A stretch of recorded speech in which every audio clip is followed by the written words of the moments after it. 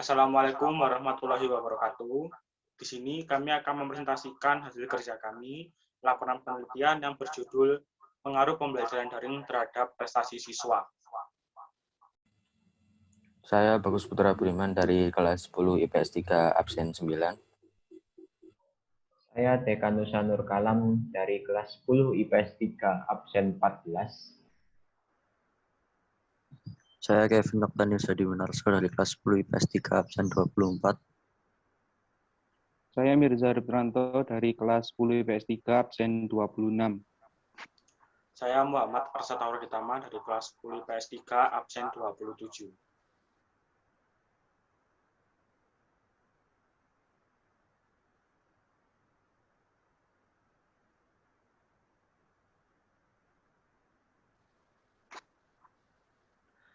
Latar belakang pada permasalahan pada penelitian kali ini adalah bahwa virus corona atau COVID-19 ini telah berdampak pada seluruh masyarakat Indonesia maupun dunia, terutama pada sektor pendidikan.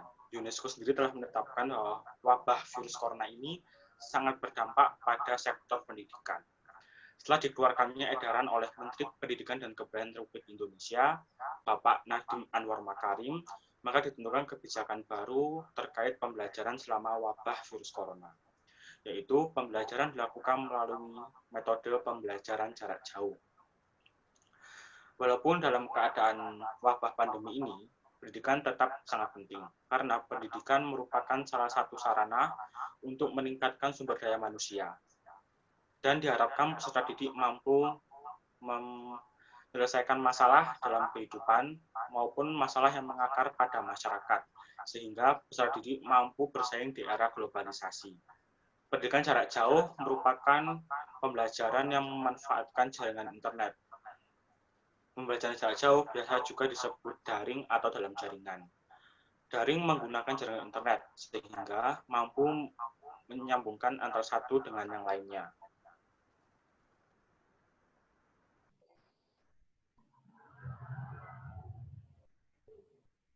Rumusan permasalahan dari laporan ini adalah yang pertama, yaitu bagaimana pendapat siswa-siswi mengenai pembelajaran daring selama ini. Yang kedua, yaitu apa kelebihan dan kekurangan pembelajaran daring. Ketiga, apakah pembelajaran daring akan mempengaruhi prestasi siswa? Yang keempat, apa yang siswa rasakan selama pembelajaran daring? Yang kelima, kendala apa yang dirasakan siswa saat pembelajaran daring? Keenam, apakah siswa memahami materi saat pembelajaran daring? Yang ketujuh, apa yang disukai dan tidak disukai dari pembelajaran daring? Yang kedelapan, apa harapan siswa terhadap pembelajaran daring ke depannya? Tujuan dari penelitian ini adalah yang pertama mengetahui pendapat siswa tentang bagaimana pembelajaran daring selama ini dan mengetahui pengaruh pembelajaran daring terhadap prestasi siswa, mengetahui metode yang tepat untuk mengajar siswa-siswi. Selanjutnya adalah manfaat penelitian ini. Manfaat penelitian ini bagi peneliti adalah hasil penelitian ini dapat digunakan untuk referensi, mengetahui kendala-kendala yang dihadapi siswa sehingga dapat dikembangkan. Bagi guru dijadikan sebagai bahan evaluasi dan masukan guru dalam proses belajar mengajar. Bagi pendidikan dapat menjadi referensi untuk mengetahui sejauh mana keefektifan pembelajaran daring yang berhubungan dengan tuntutan pendidikan.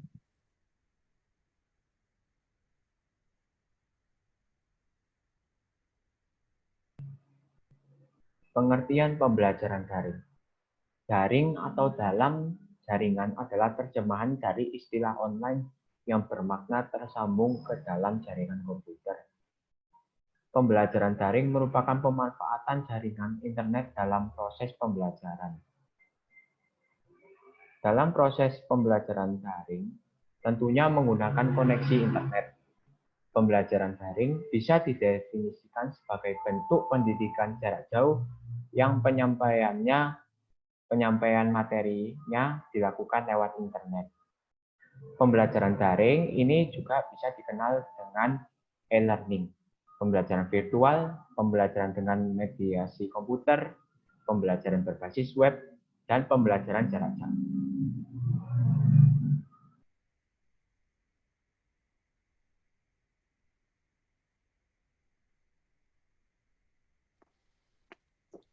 Selanjutnya adalah karakteristik pembelajaran daring. Menurut Munir pada bukunya pada tahun 2009, berpendapat bahwa pembelajaran jarak jauh merupakan pembelajaran yang berbasis pada teknologi dan komunikasi. Karakteristik pembelajaran daring sendiri yaitu memungkinkan peserta didik tidak harus ada di dalam lingkungan sekolah maupun di lingkungan kelas. Namun ada beberapa syarat yang harus ada agar pembelajaran jarak jauh berjalan dengan sukses. Yang pertama, visi pengelola yang baik. Yang kedua, kebijakan internal. Yang ketiga, dukungan kurikulum. Yang keempat, personil yang baik. Yang kelima, dukungan teknis. Yang keenam adalah metode pengajaran yang tepat.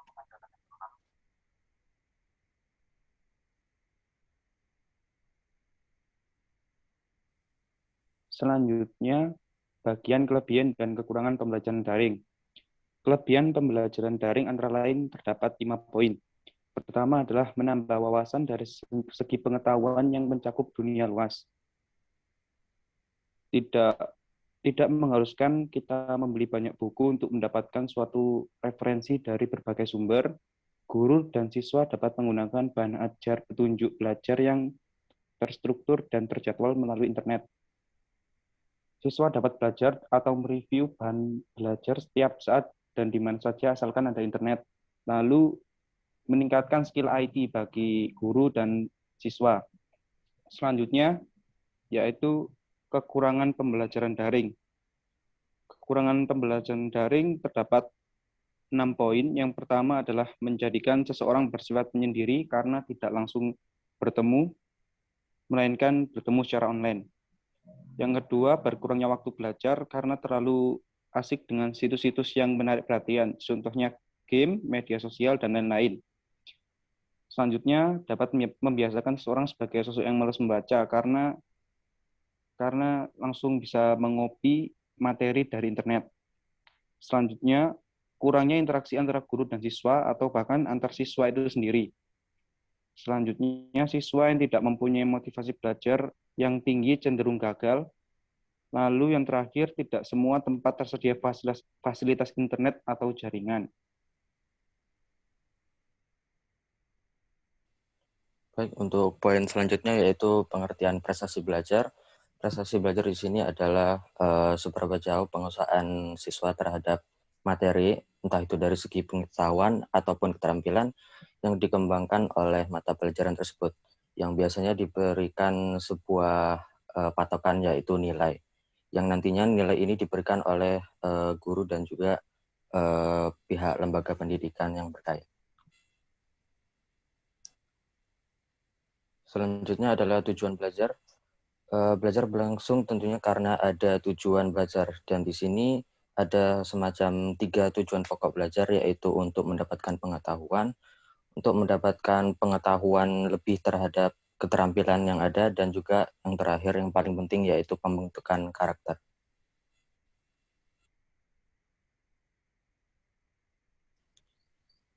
Selanjutnya adalah pengaruh pembelajaran daring terhadap prestasi siswa.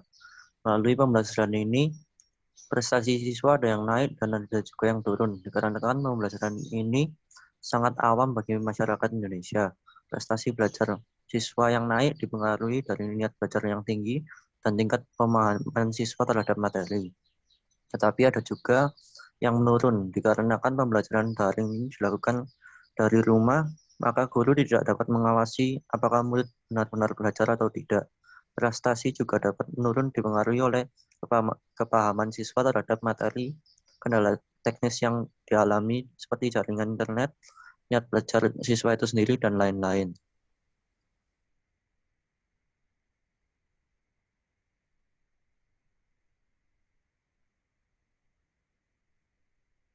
Yang selanjutnya adalah metodologi penelitian. Yang pertama adalah pemilihan subjek. Subjek pada penelitian ini adalah seluruh siswa kelas 10 di Kota Malang. Yang kedua adalah populasi dan teknik sampling. Untuk populasinya adalah seluruh siswa kelas 10 di Kota Malang. Yang berikutnya adalah teknik sampling. Teknik samplingnya kita menggunakan teknik random sampling. Yang berikutnya adalah pendekatan ilmiah. Pendekatan ilmiah kita menggunakan pendekatan ilmiah kuantitatif. Yang berikutnya adalah pengumpulan data. Untuk pengumpulan data, kita menggunakan instrumen penelitian berupa kuesioner atau angket. Dengan begitu, narasumber dapat menjawab berbagai pertanyaan yang kami ajukan dengan pendapat pribadinya masing-masing. Namun, ada beberapa indikator yang harus ada dalam angket tersebut. Di antaranya adalah perasaan siswa selama pembelajaran daring, yang kedua, kelebihan pembelajaran daring, yang ketiga, kekurangan pembelajaran daring, yang keempat adalah hambatan selama pembelajaran daring. Yang berikutnya adalah waktu dan tempat. Untuk waktu penelitian, kita kurang lebih selama 2 minggu, yaitu sejak tanggal 1 Maret 2021 sampai 14 Maret 2021. Karena kita berbasis online, maka dapat dilakukan di mana saja dan kapan saja.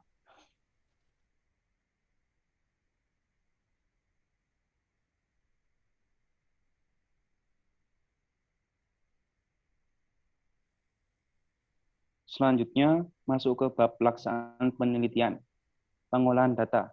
Dalam tahap pengolahan data ini ada 3 kegiatan yang dilakukan, yaitu pertama, penyuntingan. Kegiatan ini dilakukan untuk memeriksa seluruh daftar pertanyaan yang dikembalikan kepada responden. Lalu pengkodean atau coding. Pengkodean dapat dilakukan dengan memberi tanda atau simbol yang berupa angka pada jawaban responden yang diterima. Selanjutnya, tabulasi. Kegiatan yang dilakukan dengan tabulasi ini adalah menyusun dan menghitung data hasil untuk kemudian disajikan dalam bentuk tabel atau grafik. Pelaksanaan ini dibantu dengan peralatan yaitu komputer, laptop, dan handphone. Selanjutnya, validasi instrumen. Validasi merupakan ketepatan antara data yang terjadi pada objek penelitian dan data yang diperoleh. Alat pengukuran yang kami gunakan dalam penelitian kali ini yaitu menggunakan media Google Form yang langsung diisi oleh peserta pembelajaran daring itu sendiri. Lalu pengumpulan dan penyajian data. Pengumpulan dan penyajian berbasiskan Google Form yang tentunya langsung diisi oleh peserta daring. Hasilnya dapat dilihat dengan melihat hasil responden yang mengisi soal yang telah diberikan. Tercatat sebanyak 16 siswa memberikan jawabannya sesuai dengan apa yang mereka rasakan dalam pembelajaran daring ini. Pertanyaan yang diberikan pun sesuai tentang perasaan peserta didik, bagaimana peserta didik, dan lain-lain.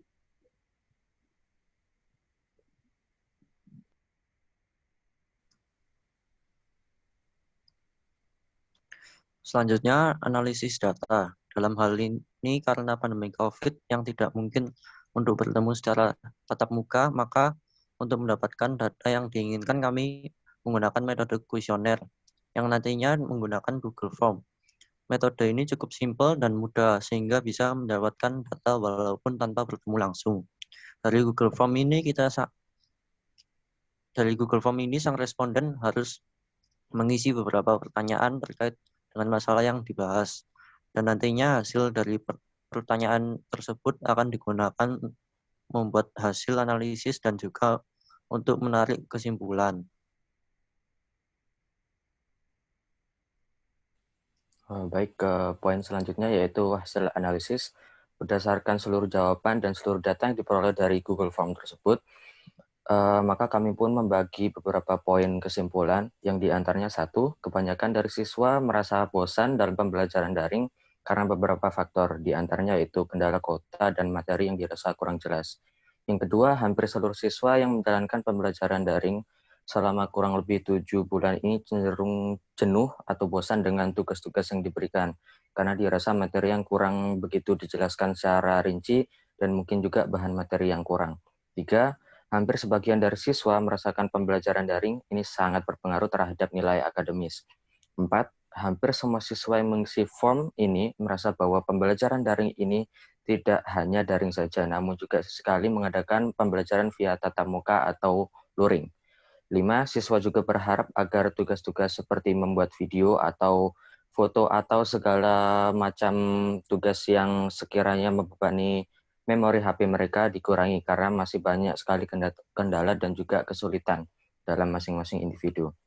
Nomor 6, yaitu 60% dari pengisian form di atas juga mendukung adanya pembelajaran luring atau kembali terhadap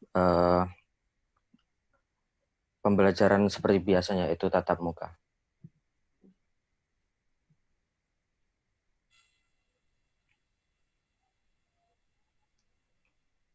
Baik, untuk hasil penelitian. Penelitian ini dilakukan pada tanggal 1 Maret sampai dengan 14 Maret atau kurang lebihnya 2 minggu terhadap siswa-siswi kelas 10 di Kota Malang. Tercatat sebanyak 16 siswa memberikan jawaban sesuai dengan apa yang mereka rasakan selama pembelajaran daring yang kurang lebih 7 bulan ini. Data penelitian ini diperoleh dari angket kuesioner yang diberikan kepada responden dengan Google Form. Hasil yang diperoleh dari penelitian ini adalah bahwa pembelajaran daring berpengaruh terhadap prestasi siswa dan juga siswi. Dengan perbandingan 81,3% siswa memilih berpengaruh dan 18,8% memilih tidak berpengaruh. Adapun data yang diperoleh dari siswa-siswi dapat disimpulkan sebagai berikut. 1. Pendapat mengenai pembelajaran daring selama ini.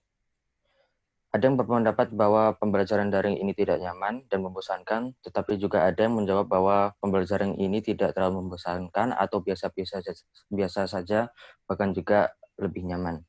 2. Kelebihan dan kekurangan pembelajaran daring menurut siswa. Kelebihan dari pembelajaran ini lebih santai dan tidak terikat oleh waktu. Tetapi pembelajaran ini juga memiliki kekurangan, karena materi yang disampaikan juga sedikit, maka tidak sedikit juga dari siswa yang merasakan kurang paham dengan materi yang disampaikan oleh guru-guru, dan juga susah untuk berinteraksi dengan teman. Dan yang paling penting juga adalah kendala tentang internet. Nomor 3 yaitu pembelajaran luring lebih diminati siswa dan juga siswi. Dari 16 responden, totalnya 62,5% siswa atau 10 siswa lebih memilih sekolah menggunakan pembelajaran luring ataupun tatap muka, sedangkan sisanya yaitu 37,5% memilih sekolah menggunakan pembelajaran daring ini. Artinya lebih banyak anak yang setuju dengan pembelajaran tatap muka. 4. Pembelajaran daring mempengaruhi prestasi siswa. Dari total 16 responden, 81,3% siswa atau sekitar 13 siswa menyatakan bahwa pembelajaran daring ini sangat-sangat berpengaruh bagi nilai akademis mereka. Ada yang menjadi menurun, ada juga yang meningkat. Sisa 18,8% siswa atau 3 orang mengakui bahwa pembelajaran daring ini tidak begitu mempengaruhi prestasi belajar siswa itu sendiri. Yang kelima, siswa-siswi merasa bosan terhadap pembelajaran daring. Kebanyakan dari para siswa-siswi yang mengisi form tersebut merasa bosan karena berbagai macam alasan tentunya, seperti tidak dapat bertemu dengan teman, kendala internet, susah memahami materi, dan lain-lain sebagainya. Adapun juga kekurangan bahan materi yang mengakibatkan nilai-nilai mereka turun pada saat ulangan dan berbagai macam alasan lain. Yang nomor 6 adalah hal yang disukai oleh siswa-siswi selama pembelajaran daring. Dari sekian jawaban dari pertanyaan yang kami suguhkan, dapat disimpulkan bahwa yang disukai oleh para siswa dan juga siswi ini adalah pembelajaran daring yang tidak begitu terikat dengan waktu ataupun juga bisa dibilang santai. 7. Hal yang tidak disukai oleh siswa dan siswi selama pembelajaran daring. Dari sekian jawaban dari pertanyaan kami suguhkan, dapat disimpulkan bahwa siswa-siswi merasa boros kuota internet. Itu yang paling penting, kurangnya pemahaman materi, ruang penyimpanan handphone penuh karena berbagai macam aplikasi yang harus di-download untuk menunjang pembelajaran, dan berbagai macam alasan yang lain.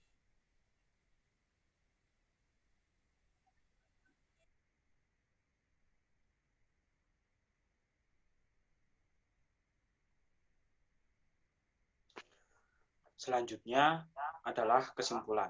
Kesimpulan dari laporan penelitian yang berjudul Pengaruh Pembelajaran Daring terhadap Prestasi Siswa adalah yang pertama, pembelajaran daring memiliki kelebihan dan kekurangannya masing-masing. Kelebihannya diantaranya seperti menambah wawasan dari segi pengetahuan, Yang kedua adalah kita dapat mendapatkan sumber informasi tidak hanya dari buku saja, tapi dapat mencari di internet. Yang kedua adalah kekurangan. Kekurangan dari pembelajaran daring adalah membuat siswa lebih individualisme dan siswa cenderung lebih malas karena lebih sering bermain game online maupun sosial media. Kesimpulan yang kedua adalah bahwa pembelajaran daring dapat mempengaruhi prestasi siswa, baik naik maupun menurun. Siswa naik, kemungkinan siswa tersebut tetap bersungguh-sungguh dalam belajar, walaupun pembelajaran selama ini adalah daring. Bagi siswa yang prestasinya menurun, mungkin dikarenakan mereka menganggap ini pembelajaran daring sehingga kurang bersungguh-sungguh.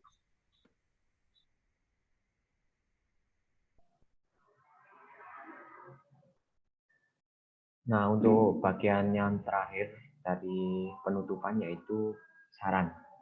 Saran untuk pembelajaran daring ke depannya yaitu yang pertama, perlu sosialisasi terhadap siswa tentang semangat belajar dalam pembelajaran daring agar siswa semakin semangat dalam belajar dalam mengikuti pembelajaran daring dengan baik dan benar.